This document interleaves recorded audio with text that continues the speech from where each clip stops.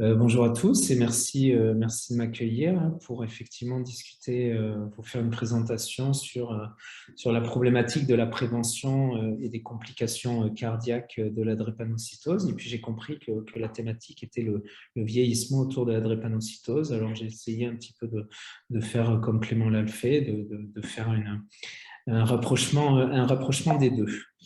Euh, alors déjà, en fait, je pense que ce qui est important, c'est de comprendre le retentissement cardiaque de la drépanocytose. Et pour ça, je vais reprendre en une seule diapositive quelque chose que tout le monde connaît peut-être très bien, mais qui est la physiopathologie cardiovasculaire de la drépanocytose et la physiopathologie tout court de la drépanocytose, avec la problématique de la polymérisation de l'hémoglobine qui va aboutir à cette déformation de l'érythrocyte qui va lui-même être à l'origine de crises vaso-occlusives et de problèmes de ce qu'on appelle ischémie-reperfusion, à savoir l'occlusion des vaisseaux qui va créer un déficit en oxygène, puis la réouverture des vaisseaux qui va faire un afflux massif d'oxygène. Et on sait que tout ça, ça peut potentiellement un petit peu créer des lésions.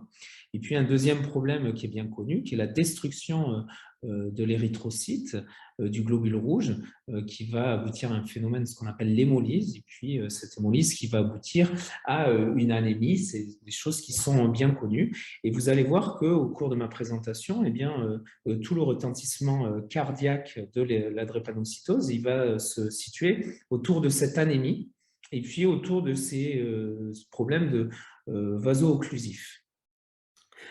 Parce qu'en fait, ce qu'il faut comprendre, c'est que finalement, je vais vous parler d'un système cardiovasculaire qui est un système fermé. Il faut comprendre que le système cardiovasculaire, eh bien, c'est rien d'autre qu'une sorte de pompe en fait qui tourne en circuit fermé. C'est pas un circuit ouvert, d'ailleurs, on le voit, hein, dès qu'on s'ouvre, on se met à saigner, on sait tous que c'est pas très très bon. Donc c'est un circuit qui est fermé et qui doit rester fermé. Et en fait, la problématique qu'on va avoir, c'est qu'à partir du moment où on va avoir une anémie, c'est-à-dire une diminution de l'hémoglobine, eh bien, ça va être problématique, entre guillemets, puisque cette hémoglobine, elle sert à transporter l'oxygène. Et un des rôles du système cardiovasculaire, en tout cas du cœur, qui va propulser sur ce système vasculaire, va être finalement d'apporter de l'oxygène. Et donc, si le taux d'oxygène diminue, ben, le cœur va devoir travailler beaucoup plus. Et donc, on va se retrouver dans une situation, ce qu'on appelle d'hyperdébit, à savoir une augmentation du débit cardiaque, dont l'objectif va être de compenser le manque d'hémoglobine.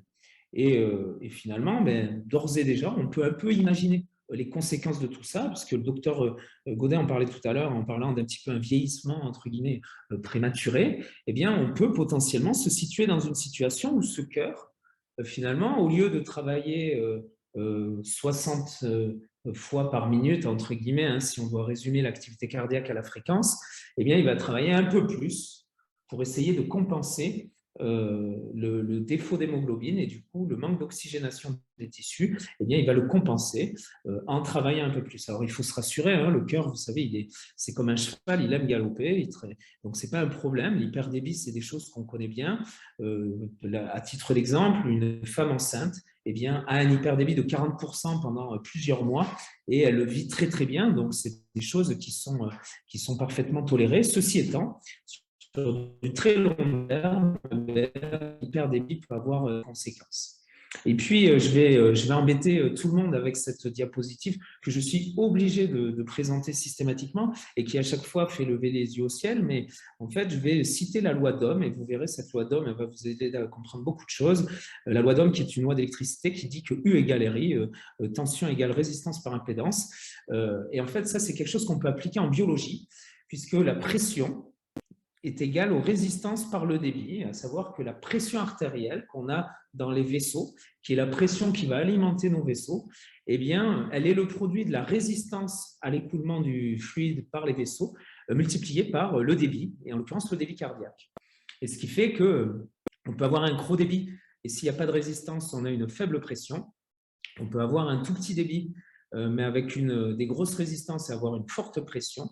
Et on peut avoir un gros débit et une grosse pression si on a des résistances adaptées. Et en fait, ce qu'il faut comprendre, c'est que ces trois entités vont jouer ensemble. Et finalement, vous voyez, vous peut-être que vous me voyez déjà venir, mais en fait, j'ai dit qu'on avait une augmentation du débit. Et cette augmentation du débit, elle est surtout due à la chute des résistances. Et pourquoi les résistances chutent? Parce qu'un organe, il a besoin d'oxygène. Et à partir du moment où il a moins d'oxygène, eh bien, il va faire chuter les résistances de façon à avoir plus de sang, d'afflux de sang, de façon à compenser le manque d'oxygène. Et ce qu'il faut comprendre, c'est que l'augmentation du débit cardiaque, elle est juste la conséquence de ces chutes des résistances parce que l'organe a besoin d'oxygène, donc il fait chuter les résistances, et donc les résistances chutent, la pression chute, et c'est pour ça que des fois on est confronté à des pressions artérielles un tout petit peu basses, et puis le cœur va essayer de compenser pour contrebalancer cette chute des résistances et des pressions. Et donc tout ça, ça va aboutir à la dilatation des cavités cardiaques, à savoir que ce cœur qui va travailler en hyperdébit en permanence, eh bien, va avoir tendance à se dilater. L'augmentation du débit, comme ça, physiologiquement, va dilater le cœur. Et si vous prenez par exemple les sportifs qui font énormément de sport, le cœur va s'augmenter l'épaisseur parce que ces patients font beaucoup de sport, mais il va se dilater aussi. Et donc, il faut comprendre que dans la drépanocytose, l'hyperdébit permanent, comme ça, quand c'est le cas, quand il y a une anémie chronique, ce qui n'est pas systématiquement le cas, bien sûr, eh bien, on peut observer des dilatations du cœur. Donc ça, c'est des choses qu'on va explorer beaucoup en échocardiographie. Je vous ai mis ici à droite une image d'échocardiographie, puisque c'est l'examen de recours qu'on va utiliser pour pouvoir explorer les cavités cardiaques et voir comment sont ces cavités cardiaques. Alors, je ne sais pas si celle-ci va tourner, voilà. J'ai mis ici deux cœurs et vous avez ici un cœur de patient qui a une drépanocytose avec un cœur qui est un tout petit peu dilaté. Et puis ici, vous avez un cœur qui n'est pas dilaté, qui est entre guillemets normal. Et vous voyez que vous avez une différence de taille du ventricule gauche. Au niveau du cœur, il y a deux parties, la partie gauche, la partie droite, avec le ventricule gauche, le ventricule droit. Et là, ce qu'on voit, c'est les ventricules qui chassent le sang vers l'aorte.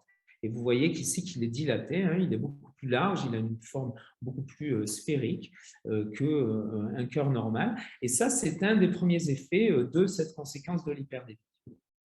Mais finalement, on a un cœur qui fonctionne bien. L'étape d'après, si on continue à être dans cette situation d'hyperdébit, et qu'on va finalement aboutir à un vieillissement un tout petit peu prématuré du cœur, comme l'a dit le docteur Gaudin tout à l'heure dans sa présentation, eh bien, on va pouvoir avoir un vieillissement prématuré du cœur qui va aboutir à une insuffisance cardiaque dite diastolique. Donc, le terme insuffisance cardiaque veut simplement dire que le cœur n'assure pas les performances qu'on lui demande d'assurer. Il a un peu de mal à apporter le sang à hauteur des besoins de l'organisme. Et ce qu'il faut retenir, c'est qu'au niveau du fonctionnement du cœur, il y a une systole, qui est la contraction du cœur, qui est l'effet pompe, et puis il y a une diastole, qui est la relaxation du cœur, qui est le moment où le cœur se remplit. Et on se doute bien que pour évacuer du sang, eh bien, il faut aussi remplir du sang. Et donc, vous avez deux temps au niveau du cycle cardiaque, qui est la systole et la diastole. Eh bien, ce qu'on va voir dans la drépanocytose, c'est une défaillance de la diastole, à savoir que la contractilité est plutôt bonne, puisqu'on se situe sur un cœur qui travaille sur de l'hyperdébit, donc qui va être plutôt performant puisque c'est un muscle, le cœur, et c'est un cœur qui va faire de la musculation en permanence, mais par contre qui, je vous le disais, va avoir tendance à se dilater, et en se dilatant, eh bien, il va perdre un petit peu en élasticité. Je vous montrerai tout à l'heure une vidéo qui illustre l'importance de l'élasticité au niveau de l'organisme, c'est valable pour tout le monde ça. Eh bien, ce cœur qui se dilate, il perd un petit peu en élasticité. C'est comme si vous preniez une structure élastique. Si vous l'étirez un peu, elle est moins élastique que quand elle est au repos, entre guillemets. Eh bien, donc, ce cœur, eh bien, à force d'être dilaté, il va être moins élastique et du coup, il va se remplir moins bien. Et donc, en se remplissant moins bien, il va résister à l'écoulement. Et je vous ai embêté tout à l'heure avec la loi d'Ohm, mais en fait, souvenez-vous qu'en résistant à l'écoulement, les pressions vont augmenter, au niveau des poumons, mais je vais revenir dessus. Donc, en fait, ici, je vous ai mis une diapositive un peu technique et j'en ai conscience, veuillez m'en excuser, mais c'est simplement pour vous montrer comment ça se passe, le remplissage d'un cœur, c'est-à-dire la fonction diastolique, c'est-à-dire au moment de la diastole, au moment où le cœur se remplit. Eh bien, par exemple, chez les jeunes, il y a deux parties, enfin, chez tout le monde, il y a deux parties. Il y a une partie qui correspond au moment où le cœur, le ventricule gauche, se relaxe, c'est ce qu'on appelle la relaxation. Et puis ça va être complété par une contraction de l'oreillette, qui est la partie qui est juste avant le ventricule, qui va venir compléter le remplissage. Et ce qu'il faut retenir, c'est que chez les jeunes, le cœur est tellement souple, tellement élastique, qu'il se relaxe très bien, il crée presque un effet d'aspiration, et on a une onde de remplissage qui est, vous voyez, la première onde ici qui est très véloce, et puis ensuite, l'oreillette vient compléter le remplissage, mais finalement le complète assez peu. Et on voit que quand on vieillit, eh bien, quand on vieillit, on a une relaxation initiale, un remplissage initial qui est de moins en moins véloce, qui va de moins en moins vite. Ici, ce sont des vitesses. Et en fait, on voit que cette relaxation, la vélocité est de moins en moins rapide. On voit que ça prend de plus en plus de temps, c'est-à-dire que cette onde, elle met de plus en plus de temps à remplir le ventricule gauche. Et on voit, vous voyez, cette deuxième partie, que l'oreillette contribue de plus en plus à remplir le ventricule gauche.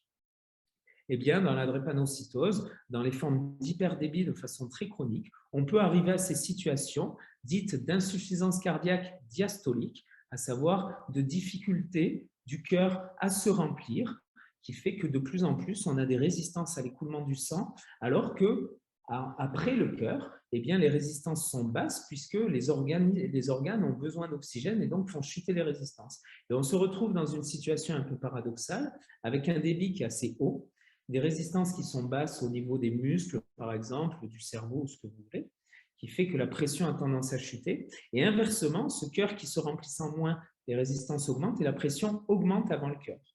Et donc, on se retrouve avec un cœur, ici vous avez une schématisation avec un cœur qui a été ouvert en deux de façon à avoir une vision un peu globale du système. Et vous voyez que ce cœur se remplit moins bien, les pressions augmentent au-dessus et donc ça va augmenter les pressions au niveau pulmonaire. Et tout ça, ça va aboutir potentiellement aussi à ce qu'on appelle l'hypertension pulmonaire, mais je reviendrai dessus, et va potentiellement dilater les cavités droites, le ventricule droit. Et donc, en fait, on comprend bien qu'un des premiers symptômes de cette insuffisance cardiaque diastolique, de cette dysfonction diastolique, eh bien, ça va être l'essoufflement. Ça va être l'essoufflement au début à l'effort, à savoir que ce sont des patients qui vont vous dire, dès que je fais un effort et dès que finalement je augmente le débit, je fais encore plus d'hyperdébit, les pressions augmentent au niveau pulmonaire et je suis essoufflé. Et puis, sur des formes très avancées, mais qui sont, je vous le dis d'emblée, déjà beaucoup plus rares, ce sont des patients qui seront essoufflés au repos, ou dès qu'ils s'allongeront, ils auront du mal à rester allongés parce qu'ils se sentiront très essoufflés. Donc ça, c'est pour la partie insuffisance cardiaque, qui est une des complications potentielles de la drépanocytose, qui est fort heureusement loin d'être systématique, alors que la dilatation des cavités cardiaques est quand même quelque chose qu'on connaît beaucoup plus et qu'on voit beaucoup plus fréquemment. Et puis, un deuxième retentissement très classique va être l'hypertension pulmonaire. Alors, juste peut-être pour revenir, je vais vous montrer cette diapositive où, finalement, quand le ventricule gauche se remplit moins bien, les pressions augmentent au niveau des poumons. Les pressions augmentant au niveau des poumons, ça va créer une hypertension au niveau des poumons, une hypertension pulmonaire. Et donc, une des premières causes de l'hypertension pulmonaire, eh bien, ça va être potentiellement, je vous le disais, ce retentissement des anomalies du ventricule gauche au niveau pulmonaire. Mais je vous le disais, l'insuffisance cardiaque, elle est plutôt rare. En tout cas, on ne la croise pas tous les jours chez les patients qui ont des drépanocytoses, et fort heureusement. Et une des premières causes qu'on va pouvoir retrouver de l'hypertension pulmonaire, ça va être l'hyperdébit. Et dans ces cas-là, ce n'est pas très grave. C'est quelque chose qui est bien connu, l'hyperdébit dans la drépanocytose. Mais ce qu'il faut comprendre, c'est que le débit augmentant et les résistances au niveau des poumons ne se modifiant pas, en tout cas initialement, eh bien, on peut avoir une augmentation de la pression au niveau des poumons qui est juste due à l'hyperdébit. Ça, c'est quelque chose de tout à fait classique, c'est quelque chose qu'on connaît bien, et c'est pour ça qu'on trouve souvent des hypertensions pulmonaires. Ceci dit, ça ne veut pas dire qu'elles sont dues à des anomalies structurelles ou à des anomalies soit au niveau pulmonaire, soit au niveau cardiaque. Ça veut dire simplement qu'elles sont dues à l'hyperdébit, mais c'est aussi pour ça qu'une hypertension pulmonaire, ça s'explore. Donc la cause de loin la plus fréquente, ça va être l'hyperdébit. La cause ensuite un peu plus rare, ça va être l'anomalie, l'insuffisance cardiaque gauche qui va donner une hypertension pulmonaire. Et puis, il y a une troisième cause qui est quand même de loin la mieux connue et qui est la plus embêtante, pour laquelle on a des traitements d'ailleurs spécifiques, qui est due aux anomalies des vaisseaux au niveau des poumons. Il y a deux choses qui peuvent donner ces anomalies. La première, c'est l'hyperdébit permanent. ça a tendance à faire perdre un petit peu en élasticité, je vous le disais, des structures et notamment des vaisseaux au niveau pulmonaire. Mais le docteur Kogoul le disait tout à l'heure, l'hémolyse qu'on va avoir aussi de ces globules rouges, de ces érythrocytes, va libérer des substances qui vont avoir tendance à abîmer un peu les vaisseaux et potentiellement vont leur faire perdre en élasticité. Et puis enfin, la problématique vaso-occlusive, c'est-à-dire l'occlusion directement des vaisseaux, va avoir tendance à, comme son nom l'indique, boucher, occlure ces vaisseaux, et l'ensemble de tout ça va augmenter ce qu'on appelle les résistances artérielles pulmonaires. Et encore une fois, si vous retenez cette loi d'Ohm, je suis désolé de revenir dessus, mais une fois qu'on l'a bien acquise, cette loi d'Ohm, on comprend bien, eh bien, les résistances augmentant, la pression augmente et on se retrouve dans une situation d'hypertension pulmonaire. Donc, vous voyez qu'on a 3 possibilités d'hypertension pulmonaire, qui est quelque chose de relativement classique dans la drépanocytose, une qui est due à l'hyperdébit tout simple, une qui est due à l'insuffisance cardiaque gauche qui est relativement rare, et une un peu plus classique et peut-être un peu plus fréquente, qui est due à la problématique vaso-occlusive et à la problématique d'hémolyse, avec ici une problématique qui va directement impacter les vaisseaux pulmonaires. Alors, la problématique de tout ça, c'est que quand vous augmentez les résistances au niveau des poumons, eh bien, ce ventricule droit, il va travailler contre des pressions qui sont hautes. Et vous le savez peut-être, mais quand on se coupe une veine, eh bien, on voit que la pression, elle est basse. Typiquement, quand on se coupe une petite veine, quand on cuisine ou autre, même quand vous coupez des capillaires, finalement, c'est une pression qui est basse et ça ne saigne pas énormément. Alors que quand on se coupe une artère, si ça vous est déjà arrivé, mais je ne pense pas parce que c'est des choses dont on se souvient, la pression est tellement haute que ça part très très vite. Et en fait, le ventricule droit, c'est un ventricule qui travaille à pression basse. Et quand il travaille contre une hypertension pulmonaire, il va avoir tendance à se dilater, parce que ce qu'il faut se retenir, c'est que le ventricule droit, c'est un ventricule qui est très fin et qui est très sensible à la pression. Et vous voyez ici, c'est le stroke volume, peu importe, ça veut dire le volume qui est éjecté par le ventricule droit. Dès que la pression augmente, eh bien, le volume s'effondre. Alors que le ventricule gauche, lui, c'est un ventricule qui est très musculeux et qui peut travailler contre des pressions hautes. Et lui, finalement, il n'est pas tellement influencé par la pression, alors que le ventricule droit, il est très influencé par la pression. Et donc, dès qu'on a une augmentation des résistances pulmonaires et dès qu'on a une hypertension pulmonaire, eh bien, le ventricule droit va se dilater et va avoir du mal à assurer son débit. Et tout à l'heure, je vous parlais d'insuffisance cardiaque gauche, diastolique, et bien là, on se retrouve dans une situation d'insuffisance cardiaque droite. Alors, je vous ai mis ici des exemples d'images qu'on peut trouver en échocardiographie, puisqu'encore une fois, c'est l'échocardiographie qui va nous permettre d'explorer parfaitement ce ventricule droit. Et ici, on voit, vous voyez ici un ventricule droit qui est dilaté, qui écrase le ventricule gauche, et on voit très peu le ventricule gauche, vous le voyez. Et vous voyez ici un ventricule gauche qui est presque écrasé par tout ce ventricule droit qui prend toute la place. Et ça, ce sont des choses qu'on voit dans des situations d'hypertension pulmonaire. Alors, les conséquences, ça va être quoi? Les conséquences, tout à l'heure, c'était de l'essoufflement parce que les pressions augmentaient au niveau des poumons. Et bien là, les pressions elles vont augmenter avant le ventricule droit. Et typiquement, la chose la plus classique, ça va être de l'œdème au niveau des jambes. Mais de temps en temps, on peut voir les veines réapparaître parce que la pression augmente au niveau des veines, vous le voyez ici. Et puis ensuite, ça, c'est des choses qu'on diagnostique mieux en tant grâce à des outils médicaux, mais on peut avoir des épanchements pleuraux. Et de temps en temps, ici, c'est une image caricaturale, c'est des choses extrêmement rares, ça, mais on peut voir ce qu'on appelle de l'acide. En tout cas, tout ça, ce sont des signes finalement de l'augmentation des pressions au niveau du ventricule droit qui fait que les veines se dilatent et qui fait qu'on a de l'œdème qui apparaît dans certaines cavités, que ce soit les séreuses ou que ce soit au niveau des jambes. Donc, les deux grands retentissements, dilatation, potentiellement insuffisance cardiaque gauche, surtout diastolique, c'est-à-dire au remplissage, très rarement en contractilité, et puis l'autre, hypertension pulmonaire, avec différentes causes d'hypertension pulmonaire. Alors, dernier retentissement, est-ce que finalement on a des crises vaso-occlusives au niveau de beaucoup de vaisseaux? Est-ce qu'on ne pourrait pas en avoir au niveau des artères coronaires? Et les artères coronaires, ce sont les artères qui alimentent le cœur en sang. Et les artères coronaires, quand on en bouche une, c'est l'infarctus. Et donc, est-ce qu'il n'y a pas des crises vaso-occlusives au niveau des coronaires? Alors, il y a toujours, on peut rapporter des cas exceptionnels d'occlusion d'artères coronaires, mais ceci étant, ce sont des choses plus rares. Et la plupart du temps, quand on le voit, c'est assez rare, les artères coronaires sont normales. Mais puisqu'on parle du vieillissement avec la drépanocytose, eh bien, ce qu'il faut savoir, c'est que tous, là, nous, actuellement, en vieillissant, on développe, on encrasse nos artères coronaires, et on fatigue nos artères coronaires, et on sait que plus on vieillit, plus on est à risque d'avoir des problèmes au niveau des artères coronaires.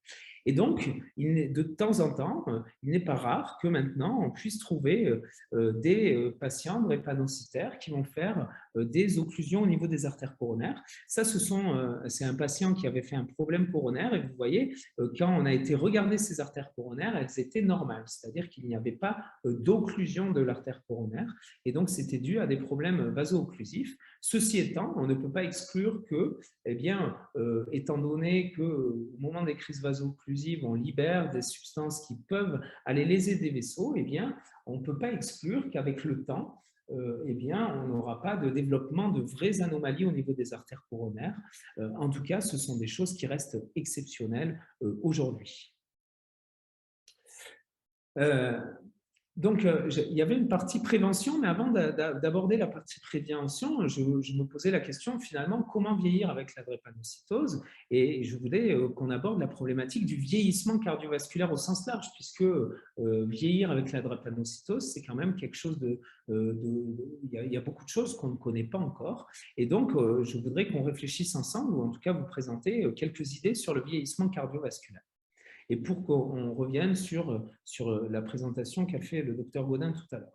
Le vieillissement, d'une manière générale, il s'accompagne d'une augmentation de ce qu'on appelle la densité de la fibrose. Ce qu'il faut savoir, c'est que nos tissus ils sont faits essentiellement, en tout cas pour beaucoup, de tissus élastiques.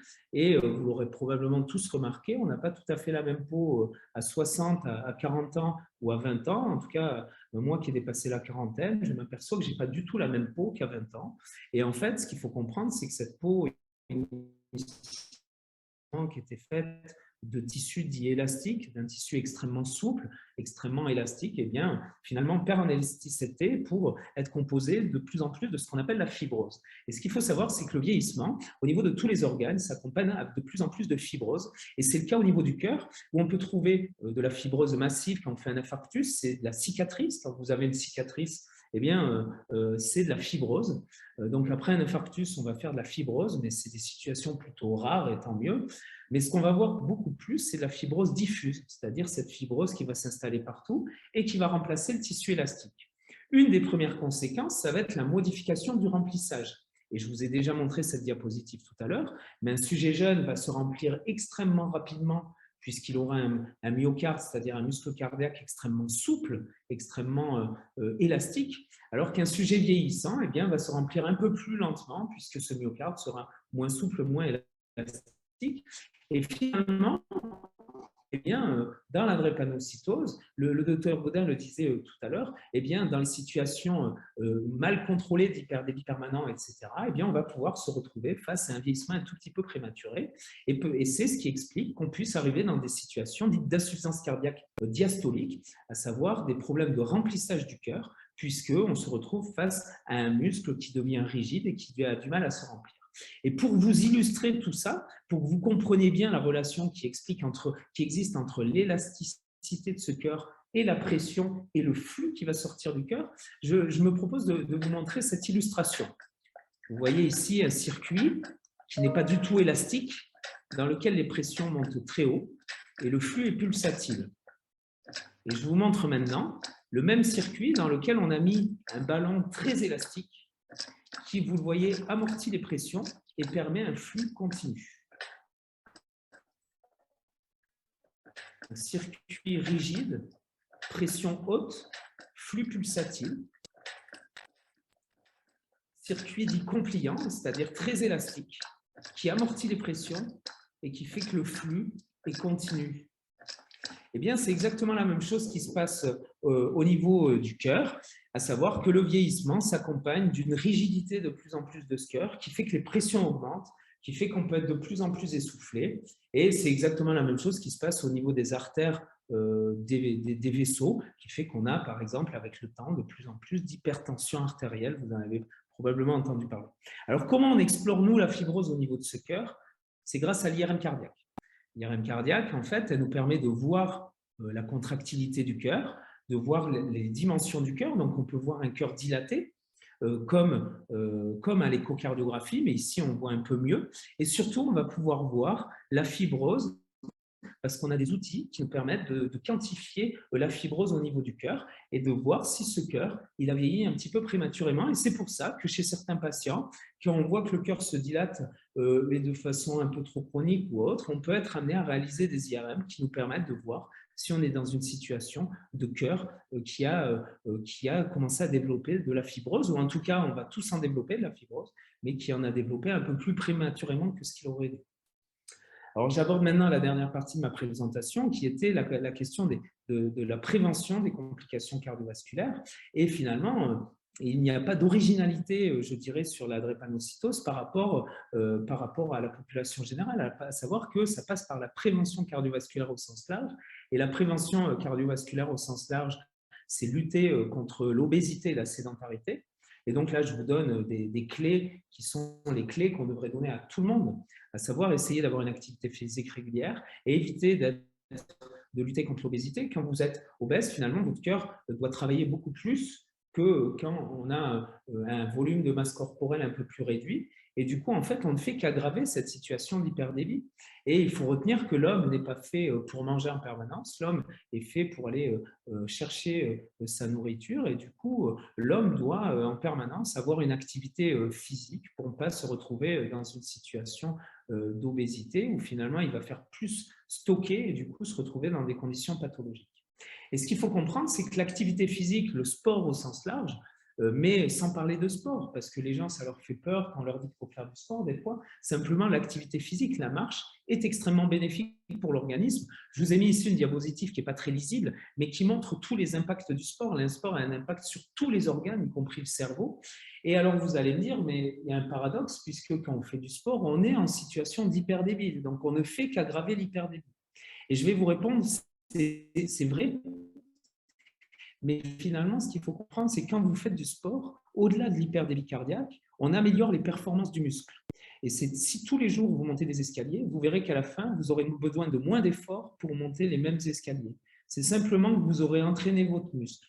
Et votre muscle, pour fournir le même effort et la même performance, il aura besoin de beaucoup moins d'oxygène parce qu'il sera beaucoup plus performant. Exactement comme n'importe qui. C'est le principe de l'entraînement. C'est le principe, par exemple, d'une usine qui produit 1000 assiettes par jour. Si vous demandez 50 assiettes de plus à la fin de la journée, ça ne produira aucun problème. Ça ne posera aucun problème. Alors qu'une usine qui produit 100 assiettes par jour, si vous en demandez 50 de plus à la fin de la journée, eh bien, on n'arrivera pas à les fournir. Donc, encore une fois, plus un muscle est entraîné à la performance, et plus, finalement, l'effort ne lui pose aucun problème. Et donc, finalement, on soulage ce cœur puisque ce muscle est capable de fournir beaucoup de performances avec peu d'oxygène. Donc l'entraînement, il est essentiel finalement, et c'est probablement le message le plus important, c'est faire de l'exercice de façon à entraîner son organisme. Et puis, en fait, il faut comprendre qu'en faisant de l'exercice, on améliore la chaîne métabolique, et cette chaîne métabolique, certes, elle comprend l'hémoglobine et les globules rouges qui peuvent être un problème dans la drépanocytose, mais en faisant de l'exercice, on améliore les autres maillons de la chaîne et du coup, on est moins dépendant de la problématique de l'hémoglobine. Et puis, j'enfonce peut-être des portes ouvertes, mais lutter contre le tabac qui va abîmer les artères, et particulièrement sur le vieillissement, où on sait que le tabac risque d'augmenter la rigidité des artères chez potentiellement un organisme qui est déjà soumis à un risque de rigidité artérielle et musculaire un peu plus accéléré. Pour limiter la consommation d'alcool, ou en tout cas avoir une consommation modérée, qui va avoir des problématiques autres que cardiovasculaires. Enfin, de la prévention cardiovasculaire au sens large, donc vous avez ici la recommandation de la Fédération française de cardiologie, pas de tabac, une alimentation équilibrée et une activité physique régulière sous la forme au moins de marche. Et puis enfin, Toujours dans la prévention, quelques traitements ciblés. Eh nous, un des traitements, ce n'est pas nous qui le prenons en charge, c'est essentiellement le docteur Kougoul et les médecins spécialisés qui s'en occupent, à savoir lutter contre l'anémie pour lutter contre l'hyperdébit. Vous l'avez compris, l'hyperdébit est potentiellement un des facteurs clés du retentissement cardiaque de la drépanocytose. Et puis, de temps en temps, nous, cardiologues, sommes amenés à mettre en place ce qu'on appelle des traitements inhibiteurs de l'enzyme de conversion ou des antagonistes des récepteurs à l'angiotensine 2, peu importe, ce sont des traitements un peu barbares dont l'objectif est finalement de protéger ce ventricule gauche qui se dilate de façon à prévenir l'apparition de la fibrose et à protéger un petit peu le ventricule gauche et la dilatation du ventricule gauche. Donc pour terminer, en synthèse, vous l'avez compris, la problématique, ça va être la vaso-occlusion qui va être à l'origine de l'anémie, qui elle et l'hémolyse, j'aurais dû rajouter hémolyse, les vaso-occlusions et hémolyse, qui vont provoquer l'anémie, qui va être à l'origine de l'hyperdébit. Et cette hyperdébit, il va avoir plusieurs conséquences, la dilatation ventriculaire, puis la dysfonction diastolique et potentiellement l'insuffisance cardiaque, mais aussi l'hypertension pulmonaire. Et vous l'avez vu, l'hypertension pulmonaire, elle a aussi d'autres origines, et c'est pour ça que c'est quelque chose qu'on voit souvent, à savoir soit l'hyperdébit, soit surtout l'occlusion des capillaires pulmonaires et l'augmentation des résistances qui va provoquer cette hypertension. Et c'est pour ça que c'est des choses qui s'explorent parce que les traitements ne sont pas tout à fait les mêmes. Et dans ces cas-là, nous, ce qu'on essaye de faire, en tout cas sur le versant cardiologique, c'est de lutter contre l'anémie, et pour ça, on s'en réfère aux spécialistes, de lutter contre les facteurs de risque cardiovasculaire, vous l'aurez compris, c'est essentiel, de réaliser une activité physique régulière et de temps en temps, on est amené à mettre en place des thérapeutiques pour protéger un petit peu ce ventricule gauche. Voilà, je vous remercie de votre attention et je suis à votre disposition pour répondre à vos éventuelles questions. Quelles sont les activités sportives que peuvent faire un drépanocytaire et quelles sont les conséquences sur l'élasticité et sur le cœur? Et le drépanocytaire, il peut tout faire. Il peut tout faire. Il ne faut pas se limiter, ne vous inquiétez pas. Et je dirais que finalement, même chez les patients, chez nous, indépendamment de la drépanocytose, en cardiologie, on a des patients qui ont ce qu'on appelle des cardiopathies, c'est-à-dire des maladies du cœur, des pathologies cardiaques qui peuvent être graves. Et même ces patients-là, on leur demande de faire une activité physique et de faire du sport. Et chez ces patients, on leur dit qu'ils doivent faire du sport dans la limite de leurs symptômes, à savoir qu'ils doivent avoir une activité physique, mais que s'ils sentent qu'ils sont au bout de leurs compétences, de leur capacité, de ne pas forcer contre les symptômes. Et ça, c'est valable pour tout le monde. À partir du moment où on va contre son organisme, c'est là où on s'expose à des problèmes. D'accord ? Et donc, le drépanocytaire, globalement, il peut faire tous les sports. Ceci étant, si on veut avoir un sport le plus hygiénique possible pour son organisme, c'est de faire ce qu'on appelle des sports en endurance. Et les sports en endurance, ce sont des sports où on monte progressivement en charge, on ne va jamais au maximum de sa compétence, on travaille en plateau pendant des durées prolongées et on redescend progressivement. C'est tout à fait ce qu'on appelle les sports en endurance, typiquement la marche, le vélo, la natation ou le jogging. À la différence des sports en résistance où vous montez très vite en charge, vous redescendez, vous remontez, vous remontez, vous redescendez. Vous voyez, ça c'est les sports en résistance et nous ce qu'on préconise c'est plutôt les sports en endurance qui protègent le système cardiovasculaire. Est-ce que vous avez dans vos services des patients drépanocytaires porteurs de simulateurs cardiaques? Moi, de mémoire, je n'ai pas de patients porteurs de stimulateurs cardiaques. J'en ai pas de mémoire. Ceci étant, il doit y en avoir. Ensuite, ce qu'il faut savoir, c'est que sur la drépanocytose, il n'y a pas de description d'anomalie de la conductivité électrique du cœur. C'est-à-dire qu'on sait que le patient drépanocytaire n'est pas plus à risque de faire des anomalies de l'électricité du cœur que d'autres. En revanche, mais c'est deux choses différentes, il est un peu plus à risque à partir du moment où on a une modification de la structure du cœur de faire ce qu'on appelle de l'arythmie. Mais il est rare que l'arythmie nécessite de mettre en place un stimulateur cardiaque. J'ai vu la question et du coup, ce que je vous propose, c'est qu'on y réfléchisse avec le docteur Kougoul et qu'on vous propose la mise en place d'une étude comme ça, sachant que ce sont des études qui sont compliquées à faire. Parce que, en fait, l'idée, ce serait de dire, et j'en suis persuadé, finalement, le sport procure un bénéfice aux patients. Et donc, du coup, il faudrait qu'on fasse, si on voulait être rigoureux scientifiquement, il faudrait qu'on fasse une étude dite randomisée, où finalement, il y a des patients à qui on fasse faire du sport ou en tout cas de la réadaptation, on pourrait appeler ça comme ça, et des patients à qui on ne le fasse pas faire. Et à partir du moment où on en a parlé aux gens et on a dit qu'on pense un bénéfice, souvent les gens se mettent à faire du sport, même si on les attire au sort dans ceux qui ne doivent pas en faire. Donc, c'est des études qui sont difficiles à faire, mais je pense que l'idée est excellente et je vous promets qu'on va y réfléchir. Je peux compléter Oui. éventuellement. Alors, il y a déjà des études qui ont été faites. En France, assez peu. Il y a un centre à Grenoble qui s'est intéressé au sujet et qui a mis en évidence, alors parce qu'on aime bien mesurer des choses en médecine quand on fait des études, hein, en dehors de la qualité de vie, parce que le but du jeu, c'est quand même de vivre mieux, mais que quand on fait de l'activité physique dans la drépanocytose, on augmente la densité du muscle et des vaisseaux qui est à l'intérieur. Donc, ça corrobore tout à fait ce qui a été dit sur le fait qu'on améliore l'oxygénation de l'organisme. Et je suis tout à fait d'accord avec le professeur Lérès pour dire qu'il faut faire de l'activité physique. Alors, ça ne veut pas dire qu'il faut s'inscrire aux Jeux Olympiques, hein, ce sont deux choses différentes. Il y a quelques petites précautions avec des sports donc, que vous connaissez déjà, par exemple la piscine qui va induire un refroidissement du corps et qui peut être délétère, mais ce n'est pas vrai, enfin, c'est pas un nom définitif. Il y a des gens chez qui la piscine, ça se passe très bien, il ne faut pas se priver. Et la deuxième chose à laquelle il faut faire attention, c'est quand on a fait de l'activité physique, il faut vite se changer et se doucher parce que la transpiration post-effort va induire une perte de chaleur qui elle-même va pouvoir induire une crise. Et globalement, il ne faut pas se limiter. Et alors, à certaines personnes, j'ai commencé à le proposer d'aller voir les médecins du sport qui connaissent la drépanocytose et qui peuvent essayer d'évaluer, de mesurer quelles sont les capacités d'une personne et pour pouvoir proposer derrière un programme qui soit personnalisé. Mais encore une fois, nous, notre métier de médecin, c'est de faire en sorte que les gens vivent le mieux possible et le plus normalement possible. Et le temps où on disait on interdit tout, alors ça nous arrive de dire que ce n'est pas conseillé, mais interdire strictement parler, normalement, ça ne devrait pas tout à fait faire partie de notre langage. Alors, je crois que cette réponse, elle est importante parce que quand vous me posez des questions, moi, je réponds systématiquement avec le spectre de la cardiologie. À savoir que moi, je vous réponds sur le plan cardiaque, mais effectivement, la réponse du docteur Pougoul est extrêmement pertinente, c'est-à-dire qu'il y a plein de choses que je considère pas que je n'intègre pas dans la problématique drépanocytaire pure. En tout cas, sur le plan cardiaque, c'est pas du tout un problème. Mais il y a tous ces paramètres qui sont loin d'être négligeables à considérer effectivement.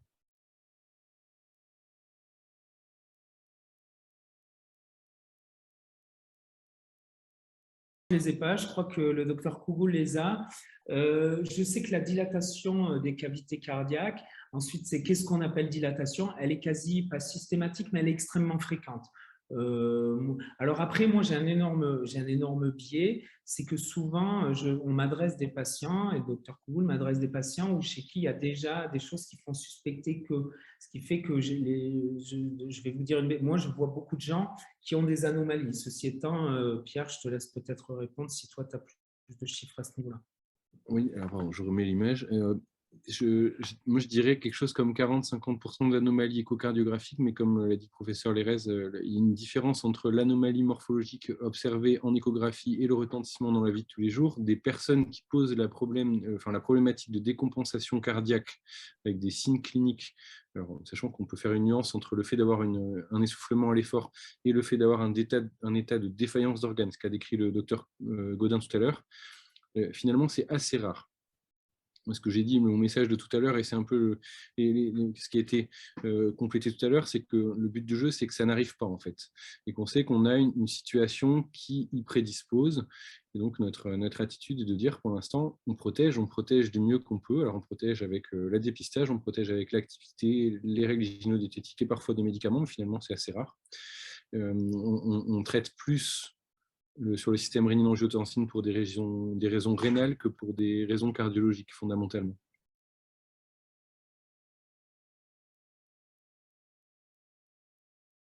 Enfin, ça, je te laisse répondre, Olivier. Moi, de l'expérience que j'ai, c'est en gros, la dilatation du ventricule gauche, elle est relativement commune, mais encore une fois, moi j'ai un biais de sélection, hein, ce qu'on appelle, je vois des patients qui sont triés auparavant. Donc, mais ceci étant, et comme je vous le disais, on voit la dilatation, mais ça n'a pas de retentissement fonctionnel. Donc ça, c'est fréquent. Donc, je ne sais pas si on peut considérer que c'est une complication cardiaque. C'est une constatation que le cœur est un peu dilaté. Ceci étant, ça n'a pas de conséquences fonctionnelles. Moi, de mon expérience, j'ai vu plus d'hypertension pulmonaire que de véritable insuffisance cardiaque. À savoir que le problème des pressions pulmonaires, mais c'est peut-être un biais de sélection aussi, mais j'ai l'impression que je vois plus d'hypertension pulmonaire, quelle qu'en soit l'origine, que d'insuffisance cardiaque à proprement parler.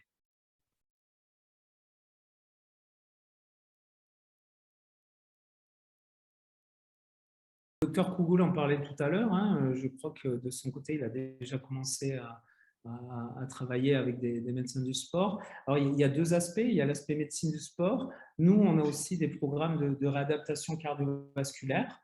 C'est des choses qui sont tout à fait envisageables. Encore une fois, je pense, et le docteur Kougoul le soulignait tout à l'heure, et c'est quelque chose auquel moi, je ne suis pas forcément sensibilisé. Ça nécessite de se faire peut-être dans un encadrement particulier avec des médecins qui sont particulièrement sensibilisés à la problématique de l'hypothermie. Mais ceci étant, bien cadré avec des médecins sensibilisés à la problématique drépanocytaire, c'est quelque chose qui est tout à fait envisageable. On peut mettre en place un programme dédié. Et je pense plus, mais Pierre, arrête-moi, sur un versant réadaptation cardiovasculaire que sur un versant médecine du sport. Il faudra en parler avec Fabien. Il faudra qu'on en parle avec Fabien. C'est vrai que j'avais commencé à en parler avec lui et je vous avais exclu les cardiologues. Je suis désolé. Non, il n'y a pas de problème, t'inquiète pas. Mais il y a une problématique Enfin, il y a plusieurs choses. Il y a la faisabilité. Donc, Dr Pilar, effectivement, a commencé à voir plusieurs personnes. Deuxièmement, il y a un problème de financement, ce qu'on a résolu parce qu'en fait, on peut considérer que la drépanocytose étant une pathologie chronique avec son retentissement, qu'elle peut rentrer dans les plans handicap qui, eux, ouvrent un droit à un financement de ce type d'activité. Bien imaginer que c'est un coût. Et troisièmement, il faut que les services soient en mesure d'accueillir, puisque si on propose, il faut qu'on puisse proposer à un maximum de gens, idéalement à tout le monde. Et donc, 300 personnes adultes, ce n'est pas tout à fait négligeable sur le plan de l'organisation des filières de soins. Mais globalement, c'est un sujet avec lequel on a commencé à discuter il y a 2 ans, peut-être même qui peut être collaboratif avec d'autres centres en France, et notamment ceux de Grenoble que les médecins du sport connaissent bien. Nous, on est tous convaincus pour avoir des expériences. Alors moi, j'en ai moins qu'en cardiologie, mais pour avoir quelques expériences de patients qui étaient très mal en attente de transplantation, des patients drépanocytaires qui crisaient tout le temps, et que la simple rééducation sans intervention médicamenteuse a remis sur pied et a permis de vivre une intervention chirurgicale dans de bonnes conditions.